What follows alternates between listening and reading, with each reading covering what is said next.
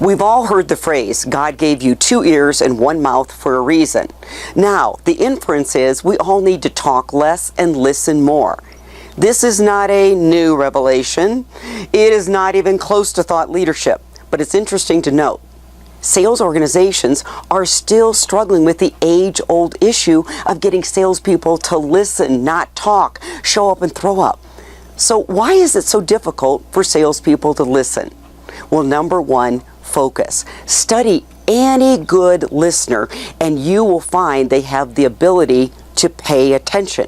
However, paying attention requires the habit of focus. In our increasingly distracted world, we're losing the ability to focus. I'm sure all of you have observed this scene more than once. You've got 2 individuals having a dialogue. They both showed up to the conversation carrying their smartphone. I like to call it the adult binky. They don't go anywhere without it. And as they're having a conversation, the phone is dinging, blinging.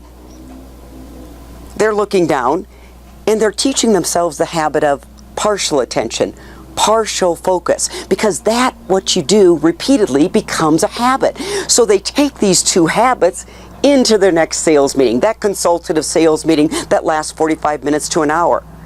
Except the salesperson can't pay attention for an hour because you can't recall a habit you've not developed. And as a result, they start defaulting to an easier habit, one of talking and not listening. Sales managers, what can you do to improve your sales team's listening skills? Well, model the behavior you expect. Start with yourself. And in your next one-on-one sales coaching session, lose the adult binky. Set it aside, out of sight, and focus on one thing and one thing only. The person in front of you. Focus on the conversation that's happening right then and now. Teach your salespeople to be great listeners. Teach them focus and paying attention. I'm Colleen Stanley, President of Sales Leadership. Thanks for joining us today.